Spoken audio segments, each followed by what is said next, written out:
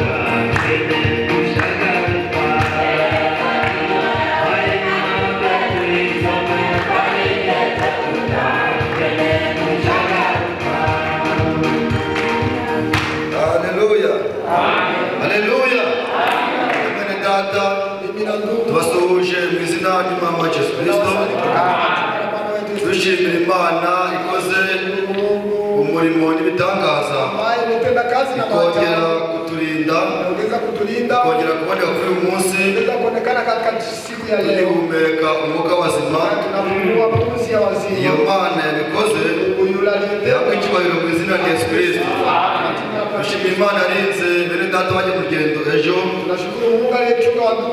bakaba bagarutse amahoro walirejea hapa salama. ndetse na Imana yakijije impanuka n'indwara, na wale ambao Mungu aliponya ajali, abo bose dufatanyije nabo gushima uwo mwami. Iyo Mana yakoze ibyo, Mungu aliyetenda hiyo, ihabwe ishimwe n'icyubahiro. Imana ni nziza. Amen. Imana ni nziza kandi Imana igira neza. Ejo ubwo twaraha wa gatandatu twaganiriye amagambo meza, ariko hari benshi batari bari hano, kandi ijambo ry'Imana burya ngo riryoha turisubiramo. Nta byadusabe bihari, nta bya sheri bihari, nta by'amapendo bihari, nta by'umuntu runaka bihari, ahubwo igihe hari kimwe twese dufatanyije ni ukuvuga ijambo ry'Imana, ni ugukora ijambo ry'Imana. Buri muntu wese mu mwanya we, buri muntu wese mu ruhande rwe ni umukozi w'Imana.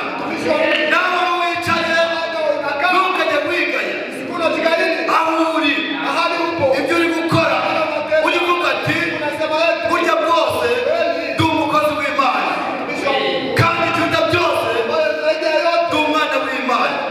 Amen. Imana iho umugisha mu izina ry'Umwami wacu Yesu Kristo. Twabanje kuvuga amagambo umukozi w'Imana atubwiye cyangwa yatubwirije ijambo ry'agaciro, ijambo riruta byose, tuba twarabyawe n'ijambo, tugahabwa isezerano, tukaba abana b'amasezerano. Amen. Burya turi abana b'isezerano.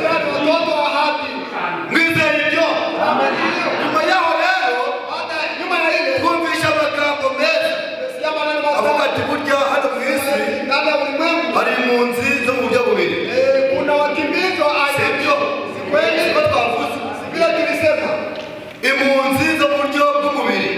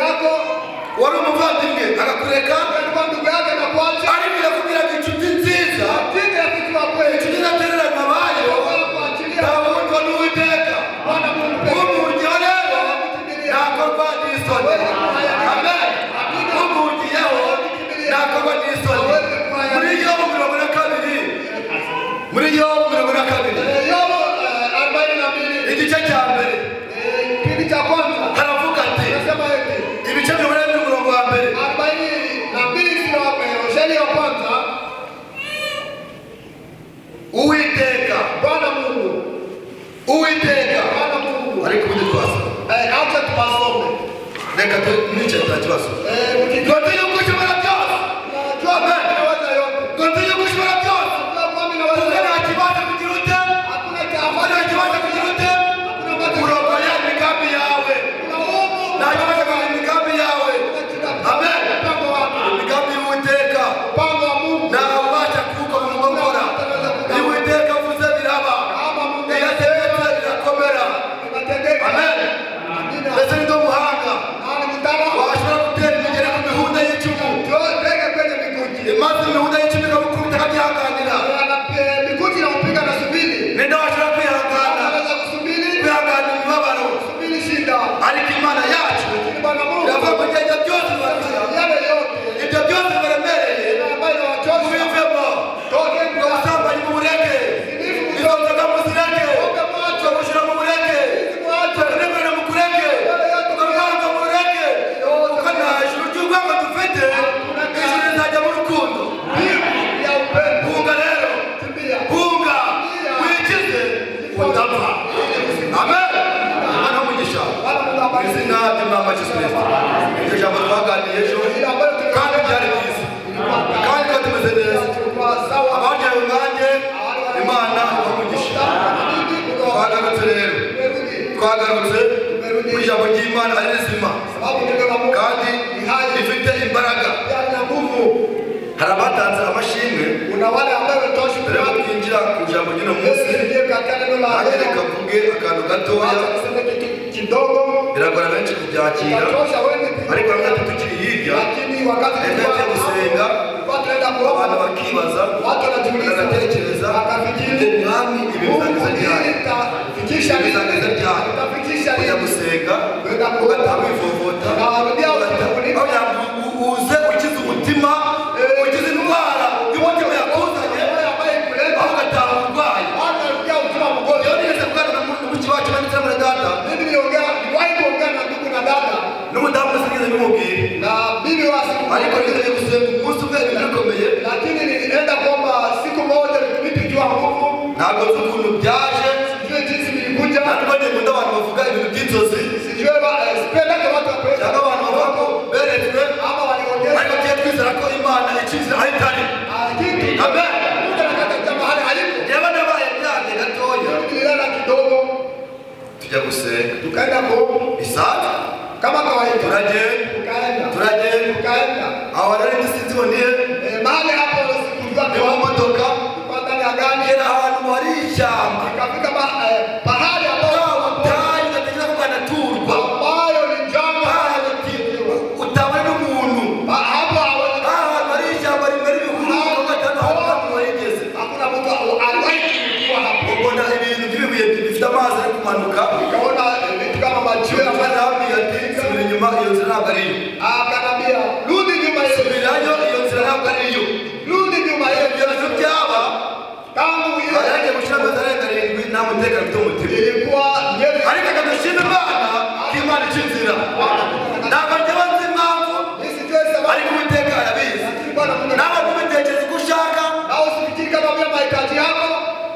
ariko reka Uwiteka azi umugambi n'intego y'ijambo rye kuri twe. Amen.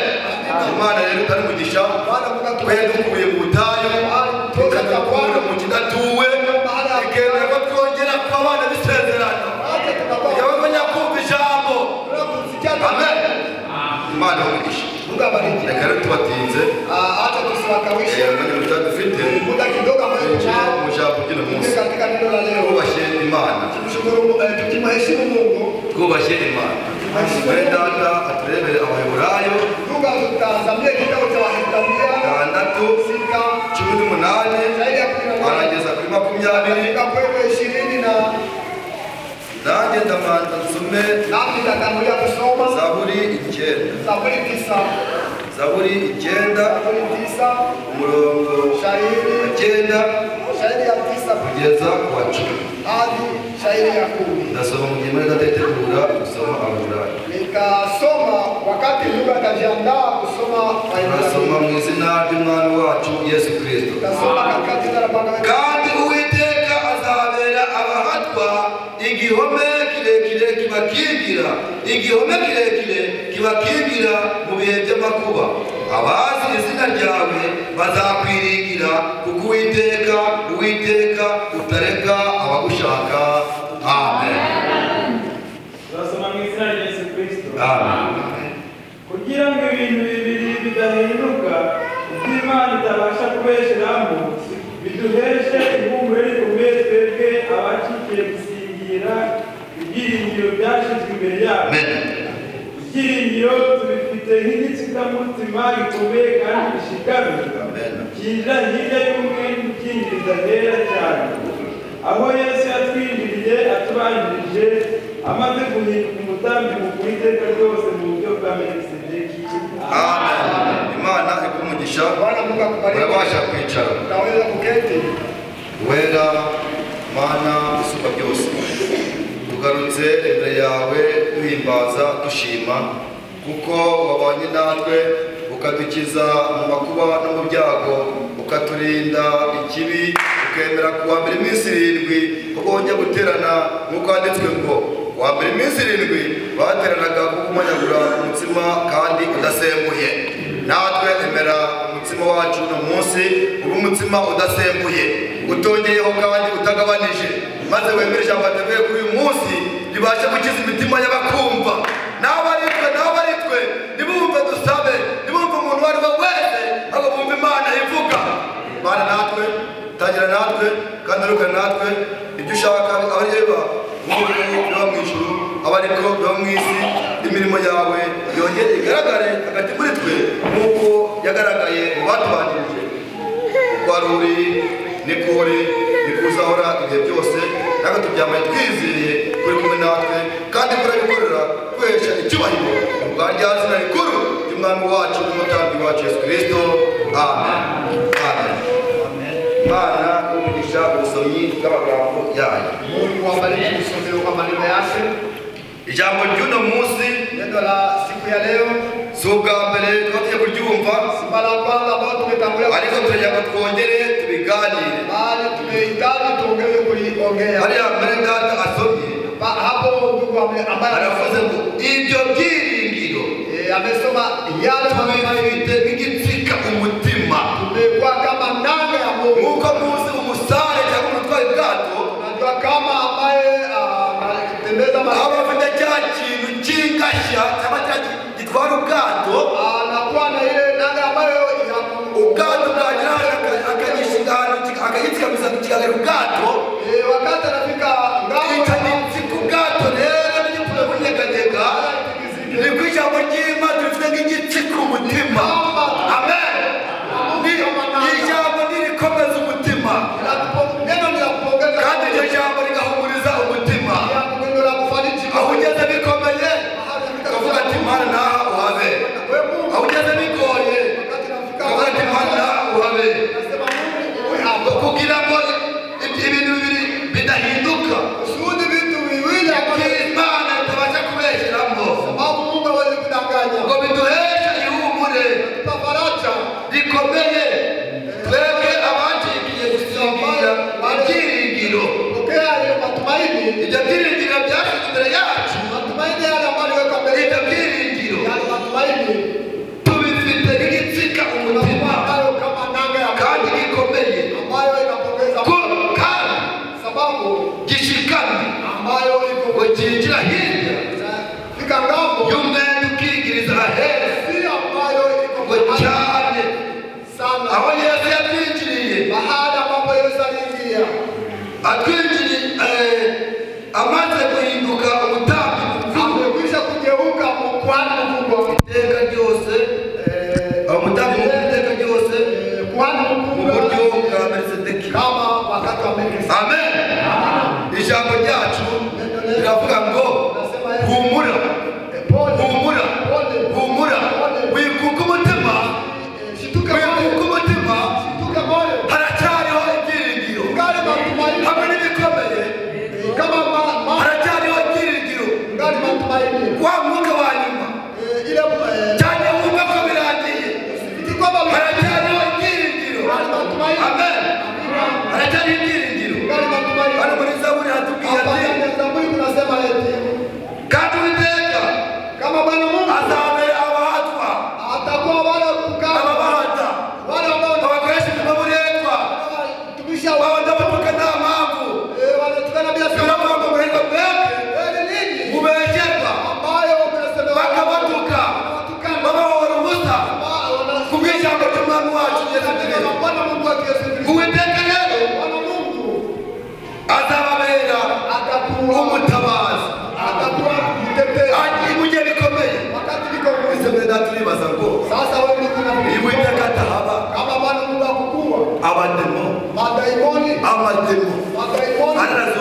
inyuma yawe anazunguka nyuma yako, aguhiga anakuwinda, kugira ngo ninde wayagukiza anaweza kugira ngo ninde wagushoboza kurokoka iyo minwa y'intare ile kinga ya simba uretse amaboko y'Uwiteka. ipo mikono yako. Amen. Uretse ibiganza by'Uwiteka. Kama vile Bwana Mungu, Imana yacu igira neza Bwana Mungu anatenda kandi Imana yacu ishobora byose. anaweza yote. Danieli baramubwiye ati Danieli walimwambia eti uyu munsi siku ya leo nutembere kama haukubali ubikore vitendo, nimubizi si mnajua urajugunywa utatupwa mu rwobo rw'intare. hadi shimo, Danieli ati naho baje mu rwobo rw'intare hata kuna kutupia ndani ya shimo la simba. baramuretse cyangwa bamutayemo Wote wale walimtupia ndani, baramuretse cyangwa bamutayemo. wale walimtupia ndani. Danieli yanze kureka ukuri kw'ijambo ry'Imana Yeye hakuacha aravuga ati nibiba nasema kureka haikuwa Uwiteka wacha Bwana Mungu naragira ikigomana naabudu miungu, ajya ku ijambo ritari ry'ukuri. naenda kwenye neno la Yesu. Baravuga ati Danieli kuko urabyihanganira urabyihanganira Subiri kweli kubana n'uyu muntu uko pamoja na huyu mtu intare zimaze iminsi zitarya ambaye simba uremera kugamo utakubali kuingia. izina rya Yesu ndabyemera. Amena. Danieli akunda mu rwobo rw'intare. Pia ndani Ntabwo Danieli yakuyemo gushaka gukiza ubugingo bwe, ya kuanguka ndani yakuyemo zikapfuye birangiye. utakufa inaisha. Ijambo ry'Imana rivuga ngo Pale neno la Mungu nasema ukunda ubugingo ukunda ubuzima bwe, anayependa nafsi yake, uwikunda anayependa agakunda ubuzima bwe anayependa nafsi yake azabubura. Amen. Azabubura. akosa Ariko uwiyaga kuko ijambo ryanjye azaba ubugingo buhoraho. Turacyafite ibyiringiro rero nyuma y'urupfu tugenda tukabaho. Amen. Amen. Danieli bagiye kureba basanga uwo ni muzima. akutana ni hai Ubuzima kubera iki? Bari hagaze ku ijambo ry'Uwiteka. Amen. Bari hagaze ku ijambo ry'Uwiteka. simamia neno la Mungu. Avuga ati intare zimaze iminsi. Simba bado zinafanya siku hadi kule. Erega umwami w'intare yari muri Danieli. Bwana Mungu Amen. Umwami w'intare yari muri Danieli. mfalme wa simba alikuwa ndani ya Danieli. Bafata Sadraki na Meshaki na Abednego. Akamata Danieli Baravuga ati Sadraki, Meshaki namwe mwese bari kumva yote ambao wanasikia uyu munsi siku ya leo mwumve ko mubarare murabizi ibishushanyo abudu masanamu nta wundi mwamari. hakuna mfalme mwingine. Amen. Amina. Batangira kubakura ku nzira nzima, Wakaanza kuwatosha tabia nzuri, kubakura ku nzira y'ukuri, watosha ku njia ya kweli, kubakura mu nyigisho y'ukuri twagiye, ya mafundisho ya kweli. batangira kugoreka inyigisho Wakaanza kupendamisha inyungu z'ubwami bw'i Babuloni. mambo ya Amen. Babeli. Ariko Lakini baravuga ati akasema eti naho byaba hata inakuwa Sadraki Sadraka yari nk'ahari yazanye igice, alikuwa kama pale Meshaki yari nk'ahari abana bicaye, alikuwa mahali pale watoto undi nawe ari nk'ahari inyuma bari abantu bane, nta n'umwe araganye n'undi, hakuna ambaye agenda nta mwenyewe, n'umwe asazanye n'undi, hakuna ariko buri muntu wese icyo yakiriye. kila ambacho Ese twumva ijambo ngo Sikia neno eti burya umuntu ntabwo ari uyumubona mtu si huyo ambaye ntimuge mutiriye umuntu. Uyu muntu ntacyo amaze, ahubwo umuntu ni ikimurimo. Amen. Ikikurimo ntibagakurebe, ikikurimo icyo nicyo Uwiteka niwe ari gushaka. Amen. Amen. Nuko bavuze kondera akapiga anapanda, bagiye kureba abantu bose barabaraye hasi, akaona watu babona abantu bose barabaraye hasi. Garagara imutumbarara turabaca umutwe turabakuraho.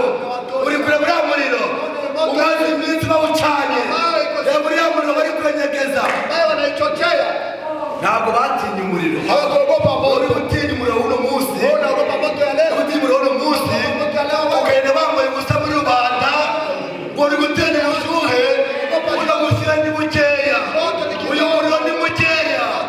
Aho bazajya mahali utafika, aho bazajya wengi wataenda abarimbuka hari umuriro usumba urutira. Nemera rero gukora icyo Imana ishaka. Amen. Nemera gukora icyo Uwiteka ashaka.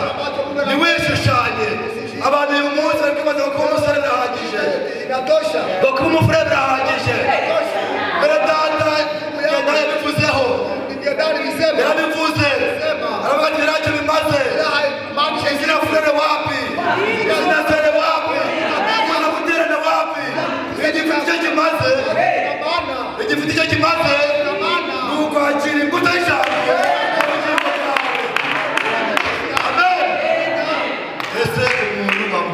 Sasa mtu utamwambia ese umuntu wamumenya hari ikintu nanjye nagenzuye ambacho na vile nichunguza nandika ijambo rivuga ngo umuntu ni iki nikaandika na kusema mtu ariko Imana dufashe lakini Mungu atusaidie kandi tugume mu ijambo ryayo atusaidie tubaki ndani ya neno. Biblia avuga muri Petero ya kabiri Biblia inasema ndani ya kitabu Petero ya kabiri ibice bibiri sura 2 usomye hirya gato kisoma kando kidogo benshi nasema wengi kubera gutinda mu isi sababu ya ukao ulimwengu bamaze kureka inzira y'ukuri wamekwisha kuacha njia ya kweli bakurikira inzira ya Balamu. hata njia Amen. Uwo buri muzawusome neza ile shahidi nanjye mbese ndatinya hapo nilipoisoma bakurikira inzira ya Balamu ubaretse inzira y'ukuri acha njia ya kweli yari umuhanuzi ukorera Imana by'ukuri tumikia ariko kwa kweli kubera ibiguzi lakini byinshi sababu ya pesa kubera ubutunzi sababu ya mali kubera ibirangaza by'isi kujubalisha kubera ibinezeza by'isi abenshi tukabona bahagaze burya bwo byararangiye imekwisha ariko ndasaba ngo naomba kwamba Imana ibafashe mukomeze ijambo ry'Uwiteka mushikamane yanyu. Amen.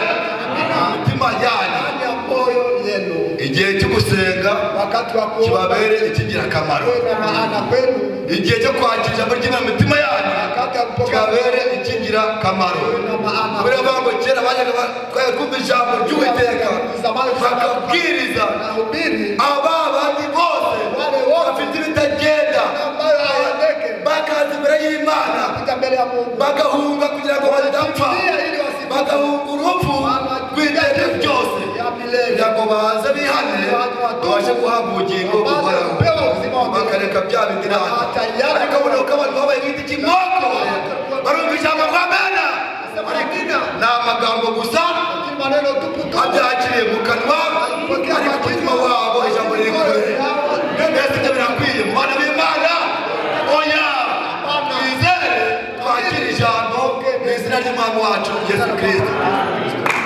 Nta burwayi rero Uwiteka ataranirwa. Nta burwayi Uwiteka yananirwa. hakuna ugonjwa ambayo Bwana Mungu Nta burwayi Uwiteka atashobora. hakuna ugonjwa ambayo Mungu Ese Uwiteka wagiye ari gutembera Bwana Mungu wakati alikuwa akagera kwa nyirabukwe wa Petero kwa baba Mungu wa Petro arwaye malariya. kwa malaria Ese mwibaza ko malariya ari iya none gusa? kwa malaria ya leo Mwibaza ko indwara ari iya none gusa?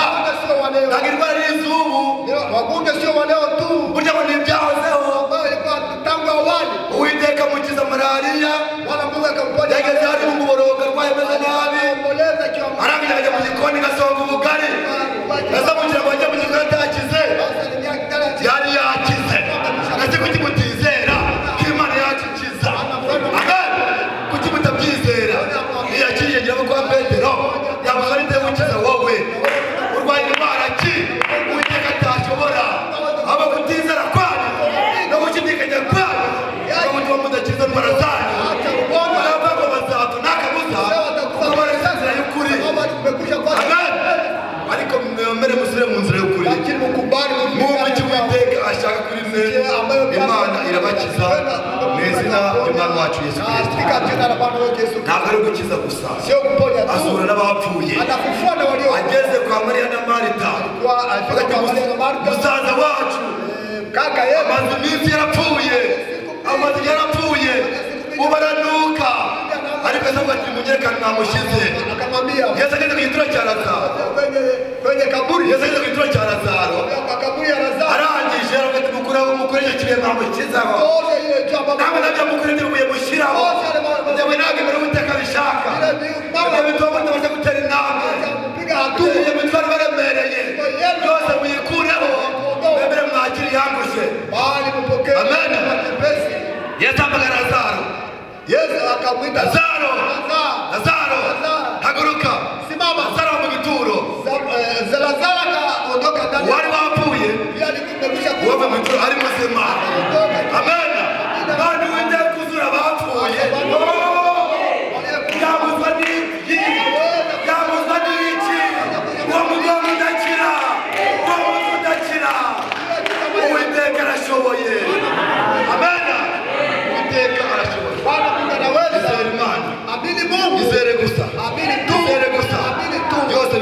uzokira uwizeye. Amen. Reka dusome, Wacha tusome kitabu cha Ayubu Yobu 14 umurongo wa 7. shairi ya 7. Umusomyi usoma yihuta muri mike dusome. Aharikishe adusome Ayubu. Kandi burya turi kwihuta tunagira ngo dusoze. Bali tunaharikisha kusoma Amasaha nayo sababu sana niyo mwanzi w'ibihe. ndiye maadui wa nyakati. Ariko Imana duhaye akanya Lakini Bwana Mungu atupa wakati kugira ngo tugakoreshe ili tupate kuitumia. tugapfusha ubusa rero Kama unaipoteza birakureba. nakuona wewe. Yewe ntabwo ndi kumwe nawe. Mimi siko pamoja. Yewe nkeneye kugira ngo Nahitaji iri jambo ryubake imitima yacu. Mungu lijenge mioyo Iri yetu. jambo rikomeze imitima yacu. Tuongeze mioyo Mu yetu. rugendo rwawe Safari yako ukomere, mu mibereho yawe katika maisha ukomere kandi uhumure. Ntuguke ku mutima, Uwiteka ari kumwe nawe. Bwana Mungu yupo. Nuca mu mazi ntabwo azagutembana, Unapita ndani ya maji. nugera mu muriro ntabwo azagutwika. Amen. Imana ishobora byose. Mungu ni mweza. 14 14 7 7 ageze ku wa 9. afikishe kwa shairi ya 9. Amina. Erega hariho ibyiringiro y'uko igiti gitemwe cyongera gushibuka. Ngerega atari ibyiringiro y'uko igiti iyo gitemwe cyongera kigashibuka. Amena. Amena. Amena. Aracyari iki? Aracyari iki? Ibyiringiro Matumaini y'uko igiti kwamba mti naho cyatemwe hati nakatwa cyongera inaongeza gushibuka. Kandi kikajya kigira amashami y'ibitondome. Nubwo umuzi wacyo usazira mu butaka, n'igishitsi cyacyo kigahera mu mukungugu. Iyo cyumvise amazi cyongera gushibuka, kigatoha nk'igiti kikiri gito. Amena. Ngo nubwo marga mugisha mwenda. Kubariki Ngo nubwo hata icyo giti gitemwa ambayo mti agashigara igishitsi, nabakia shina imizi yacyo ikumira mu butaka, nakaukia udongo ikumira mu butaka, bakavuga ngo byarangiye, byarangiye, yewe we ngo umuntu ukura asigaye ameze murabizi, murabizi, ariko nk'icyo gishyitsi lakini ile iyo cyongeye kumva amazi, ya maji kikumva amazi ya kudani maji kirongera kigashibuka, ongeza kuchipuka ngo kigatoha, ngo kikagira itoto gasumba ubwa mbere. Amen. Amazi ubugingo ni ijambo ry'Imana. Umeze nk'igiti kigokore ukaba waraciwe, garuka ku giti cy'ubugingo, garuka ku ijambo ry'Imana. Ijambo ry'Imana niyo mazi y'ubugingo, uyanyweyeho akira indwara, uyanyweyeho akira ibyaha, uyanyweyeho aba muzima mbere y'amashuri byose. Amen. Niyo ndwara idakira Uwiteka yananiwe. Bwana Mungu hakuweza. Niyo ndwara idakira Uwiteka yananiwe. Ambayo Bwana hakuweza. Kutizera kwayo, Kutoamini. kutizera niko gutuma Ndio inaacha Imana idakora imirimo muri mwe. ambayo atende kazi na neno.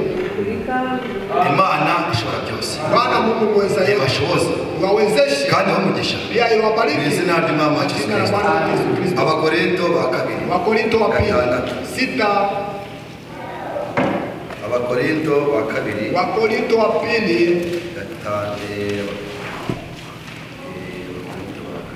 Wakorinto wa pili sura 6 shairi ya 9. Msomaji igihe ngeze ku murongo wa 10 n'umurongo wonyine 9 ufikisha kwa 10 ni ile shairi tu. Dutekerezwa ko turi abatamenyekana, nyamara turi birangirire. Dusigaye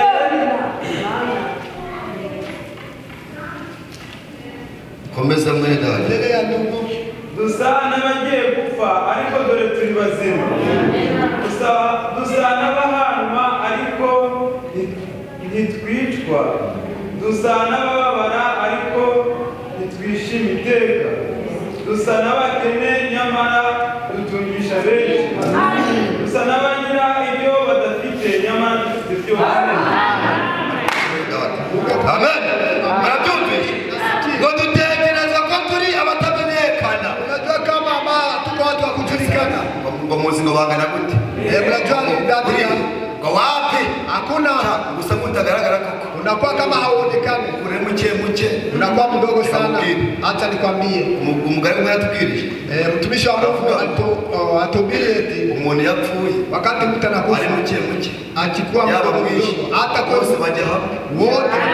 Amen. Kandi ngo nimuzi ko ndo hari umuntu ngapfa akamutwika. Unajua kwamba hapa mtu anakuwa anamuruhuza.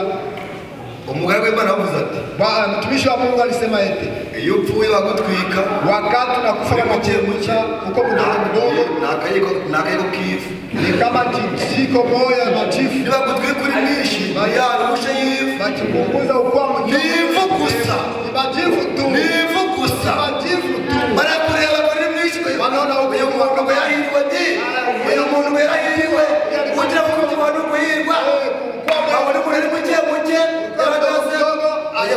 uyu muntu we ngo sidira mwishe uyu muntu we ngo birarangiye ayo maso yanyu macho yenu ngo biravangwa hirwa bareba Biblia inasema heri bakareba hirya naona ngamo baje muterera amaso tukareba hirya naona ngamo tukareba itagaragara yabinda bisi batabona. Amen. Yabisi batabona umukire umukene bamwishi bamuke iyo mupfuye mwese ni hamwe. Amen. Ariko akavuga ngo hahirwa bapfira mu ndani ntugatiye baruhuka imihati yabo kuko hirya yo gupfa bazongera bagahabwa ubugingo buhoraho. Amen. Amen. Na nyuma y'urupfu tuzongera tubeho. Kandi ijambo rikavuga ati burya nimucika intege muhumure ntabwo tuzapfa twese ntabwo tuzasinzira twese ahubwo nibo bazahindurwa yaba ari wowe yaba ari jyewe ariko niba twaba tukiriho ntabwo tuzatangira abapfuye abapfuye bazazuka natwe baza bakiriho duhindurwe maze usanga mu kirere tuzabane nawe akaramata. Amen. Rwanda bazabane nawe babandi bavuye mu byaha babandi baretse kukoreka inzira babandi baretse kukoreka inzira bakagenda mu nzira z'ukuri. Ndibuka mu gitabo cya Danieli 2:2 ntabwo turasoma kuko amasaha yagiye ariko ndababwira ngo haracyari ibyiringiro. Amen. Haracyari ibyiringiro no giti cyatemwa kigashira cyongera kigashibuka. Nuko umwami Nebukadineza aragira avuga ati ubwo mwese mwigize abanyabwenge mukamwika muri abanyabwenge kuko umwami Nebukadineza yarafite abantu hafi baza ko ari abanyabwenge b'abajyanama be ariko bigera ahantu ubwenge bwabo bushirira bigera ahantu ubumenyi bwabo burangira. Aravuga ati ubwo mwese munaniwe kumbwira bw'izi nzozi mukaba munaniwe mwese murashiraho mwese ndabamaraho mugende munshakire abanyabwenge bose nibatabinsobanurira ndabamara. Maze atuma ngo ingona yabaga hafi akatuma towashi ambaye ilikuwa kando yake cyangwa se atuma umugaragu we wake aragenda akaenda gabwira Danieli akamwambia Danieli ati umwami yarahiye mfalme aliapa aratumaza akatumaliza none sasa umuze mubwire uje mwambie ibyo yarose nimutabimusobanurira ati mwese murashira. Amen. Danieli aravuga ati Danieli akasema eti mere zigiye nipe wakati nzaza mubwire nitakuja nimwambie. Danieli akimara kubyumva ngo njye gushira yaragiye aricara ingorane za none abantu babona ingorane zibagezeho abantu babona ibibazo bibashyikiriye akavuga ati n'ubundi apfuye akinjira mu nzoga ngo ntiyirambara agahinda akavuyarara akamusanga ku muhanda kuko ari umufurere aragaragaye kubera iki agahinda kamutsinze mu nzoga ariko Danieli akimara kubyumva yagiye mu cyumba cyarasenga. Amen. Yaragiye arasenga abwira Imana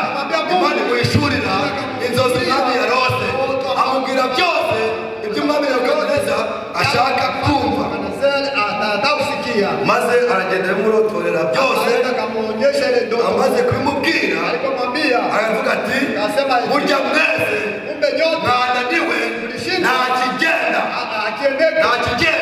kuna chenye ubwenge bufitwe n'abana b'Imana ubumenyi bufitwe n'abana b'Imana none sasa tangu leo wari waratuzukiyemo ambaye alikuwa ari umushyitsi muri iki gihugu mgeni kwetu niwe ugiye kubategeka amuhereza imisozi amuhereza imigabane uwo Daniel ugiye gupfa uwo byari yarimo ko birangiye niwe uhawe imigabane uwo niwe ubaye umunyabwenge kubera iki Daniel kuko Daniel ari mu ruhande rw'Uwiteka amen kandi Uwiteka akaba mu ruhande rwe ese turi mu ruhande rw'Uwiteka Uwiteka ari mu ruhande rwawe waba iki ninde ni umuntu ni uburwayi ni ingorane ni amakuba ni ibyago kukunegura kukuvuga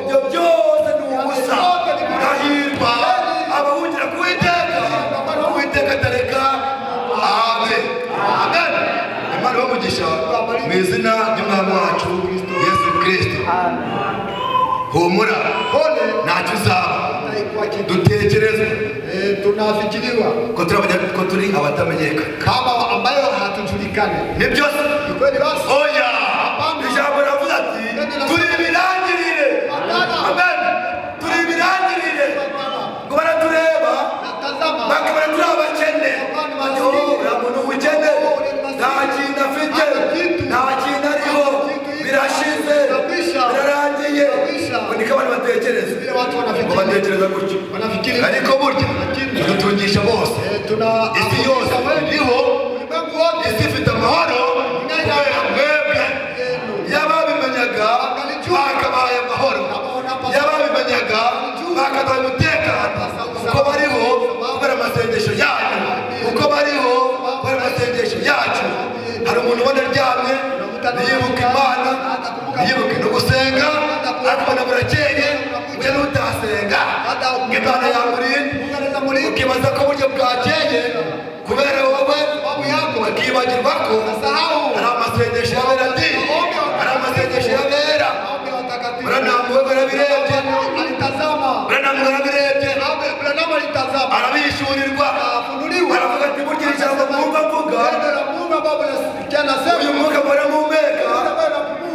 uyu mwuka muramumeka iyi murari mubona mfite namaze guhishurirwa ko hari agakecuru kicaye inyuma hariya hari umuntu uri hariya urara ijoro uba maso ansengera amen abo dusengere rero kugira ngo tugire amahoro Imana ibaho umugisha amen kandi abatuvuma nabo Imana ibababarire kuko biravuga ngo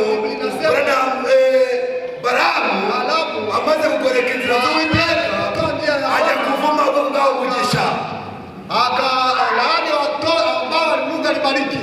Baramu ajya kuvuma abana b'Imana yahaye umugisha yarabavumye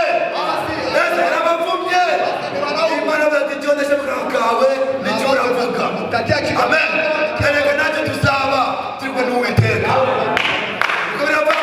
umuvumo w'abana b'isi wana wa ulimwengu amagambo n'umuvumo w'abana b'isi uzerera mu isi ukamera nk'igiti kitagira aho gihagaze bakibaza ko wowe mwene data birangiye bakibaza ko wowe mushiki wanjye birangiye bakibaza ko Imana igukumbasa mu biganza byayo amen uri mu biganza by'Uwiteka Uwiteka ari mu ruhande rwawe ntacyo uzaba amen ntacyo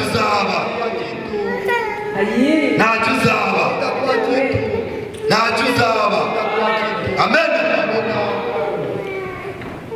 mudutekereza ko turabatamenyekana tunafikiriwa kwamba hatujulikane nyamara turi ibirangirire ni wataalamu ngo dusa n'abagiye gupfa baratureba ko tugiye gupfa amen amina ngo dusa n'abagiye gupfa tunakuwa kama wenye kufa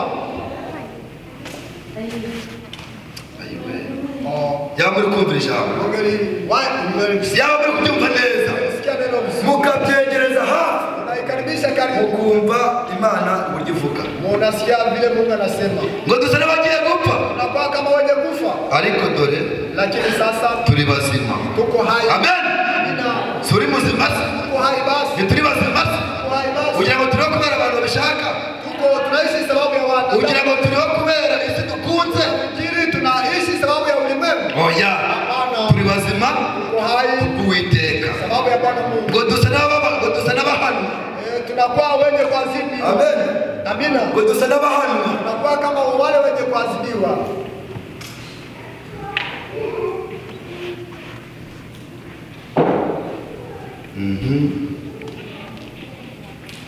ngo dusa n'abababara tunakuwa kama wenye kuhusika ariko twishima iteka lakini tunafurahi sana umubabaro wawe ndani ya ziki yako ujye wishima wewe unafurahi Uwiteka bakugizira mu bizi sababu Bwana Mungu Ushime anasema Uwiteka. mambo mazuri umshukuru ngo dusa n'abakene tunakuwa kama maskini nyamara dutungisha benshi sasa wengi ngo dusa n'abatagira icyo bafite tunakuwa kama hawana kitu nyamara dufite byose amen ngo dufite byose uri mu bushake bw'Uwiteka kama uko ndani ya mapenzi ya Mungu Uwiteka ari iruhande rwawe Mungu ni upande wako byose tunakuwa na mambo yote ntabwo ari bike sio vichache byinshi vingi ni byinshi amini na nyuma ya zeru ubona ko byarangiye silo na nyuma yo kumva kuri bumve kwa mwuka wa nyuma siba bitubwiye tukwambia n'umwuka na cyagiye byarangiye wakati ule unasema Uwiteka ashobora Bwana Mungu byose anaweza amen Amen. Uwiteka ashobora byose Bwana Mungu anaweza yote ariko nitumere lakini aya nyamaswa kama ile nyama cyangwa cya gikona kama hiyo ndababwira ngo mubohoke hii mubohoke mfunguliwe muhumure Pole. kuko hakiriho ibyiringiro sababu kweli muri matumaini nama yabwirijwe Branham ku alihubiriwa bintu bigeho bibi mbata by'isi vitu vinakuwa utumwa ukaba imbata y'isi unakuwa utumwa wa uburyo ntiwakumenaho amazi utayumva uwakubwira ijambo utaryumva lisikia ugakorerwa n'iby'isi unashikwa na vitu kugeza wumva ko ijambo ari ibisanzwe ya kama ni neno ni vitu vya Branham yavuze ku ijambo rikomeye Branham alisema kwa neno la Mungu igikona cyari kiri mu ishyamba kama kunguri kwa polisi kirimo kigenda kilikuwa kinatembea ngo kigwa mu mutego kaanguka amen kigwa mu mutego kaanguka ndani aho hantu muhumve neza hapo kandi niho dusoreje ambapo tunakuja kugira ngo nawe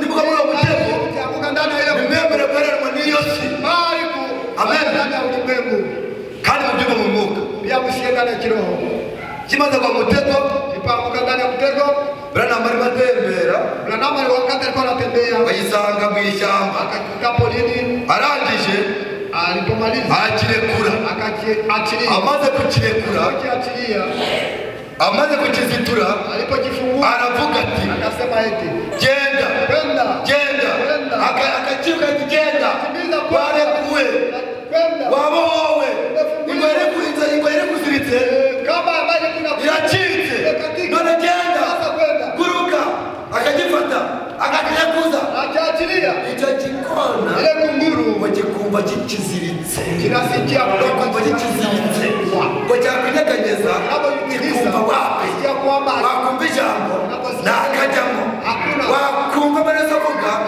wapi wakumva imana ivuga wapi wakumva Branham avuga wapi ni uguterana gusa ntacyo bikubwiye uri kwinyeganyeza wabaye imbata y'iby'isi imyaka yarakubaze kubirekura kubicika ni ingorane ariko bari baravuga ati ingo igucitse ko yavuyeho wabicitse wagiye uracyakora icyaho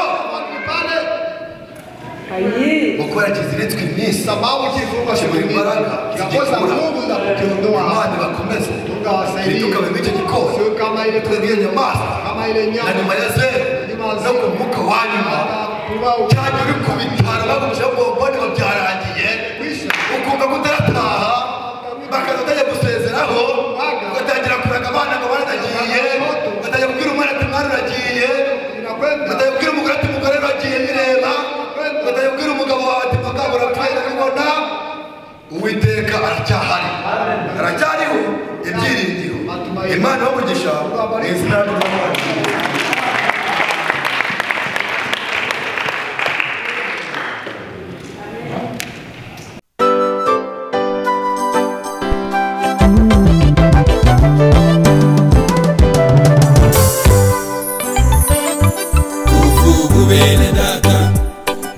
mwese mu mitima kandi ndi mwishushanye n'ab'iki gihe kigoramye.